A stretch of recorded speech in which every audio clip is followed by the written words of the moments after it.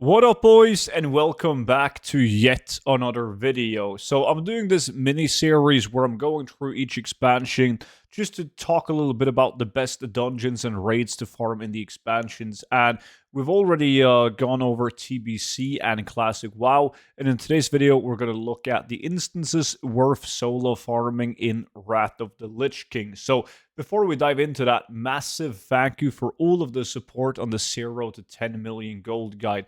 This gold guide features all the best tactics and methods that I personally use in order to achieve hundreds of millions of gold. The best part about it is the fact that it's a digital gold guide, meaning that every time we get a new patch or even a new expansion to the game, I simply update the exact same gold guide and I send it to your email automatically, completely for free for life. So if you don't have it already, you can check it out with the link down below in the description, and by using the discount code STUDENT you get it for 50%.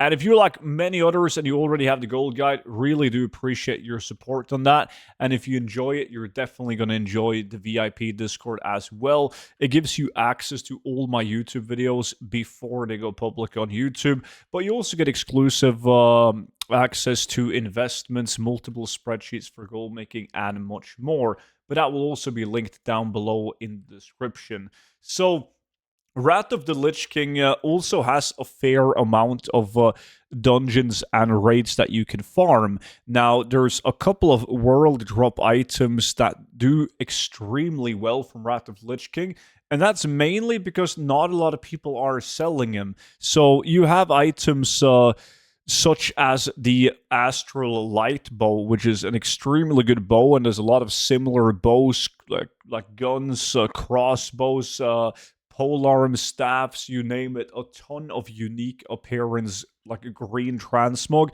out of Wrath of the Lich King that not a lot of people are posting on the auction house. So if you've seen my mailbox cleanup videos, you've noticed a lot of really big ticket sales on Wrath of the Lich King BOE items. Now, the reason why a lot of people aren't posting them is because, well, number one, not a lot of people are farming Wrath of the Lich King content. Number two, there's a lot of fake value in Wrath of the Lich King. Like, if you use any add-on like Ludipracer and you do a dungeon, it's very common that you pick up a random bullshit green item and it's going to tell you that it has a value of 700,000 gold, but it's going to have the same shared appearances as 10 other items. So it's kind of hard if you don't have the right tools to differentiate the fake value and the real value, making it tougher to actually sell the items you're supposed to be selling. But now back to which instances you should farm in Wrath of the Lich King. And the first one that I need to mention that's like a dungeon specific one would obviously be Pit of Sauron. Like, Pit of Sauron, if done on heroic mode, you can farm for the Battered Hilt. I made endless amounts of videos on the Battered Hilt. It's also the item that was teased in the player housing preview that we watched from Blizzard, and you had the weapon from Battered Hilt hanging on the wall, so that also sparked some interest for people as well, causing the prices to go up. They have later stabilized, but it's still a very good gold farm to do, because as you're farming, like in Pit of Sauron, in Icecrown, you're trying to get the Battered Hilt. You can't kill any bosses because you're doing it on heroic and you don't want to get saved to the dungeon, so you kill the trash, run out, and reset dungeon, run back in again. But as you're hunting for the Battered Hilt, you should do it on a tune, and that goes for every Wrath of Lich King dungeon or raid with humanoid mobs. You should do it with a tune that has tailoring, because if you do, you can get a bunch of tailoring patterns to craft different shirts, and they tend to fetch a decent amount of gold. And then at the same time, while farming for these specific items, you have the chance of getting world drops as well. World drop blue items, pretty bad. Very few really good epic items from Wrath of Lich King as well, but there is a handful of good green items. So Pit of Sauron is definitely a dungeon that you should have on your list. Now, the interesting thing is, if we look at the Wrath of the Lich King dungeons, you'll notice how there is a ton of like dungeon specific items. So very different from something like TBC, because in TBC there's barely any dungeon-specific items. But in Wrath of Lich King, you have a shit ton of dungeon-specific items, like the boots that I picked, or the bracers that I just picked up now.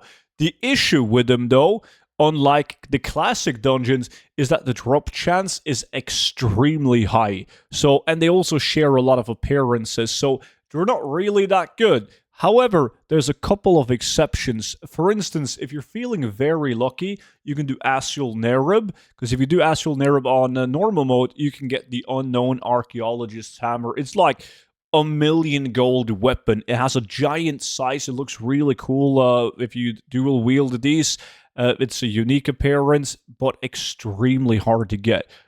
There's only 2 mobs in the entire instance that can drop this dungeon that has a loot table in general. So that's shooting for the stars, trying to get the Unknown Archaeologist Hammer. It's a really big boy item, but super hard to obtain.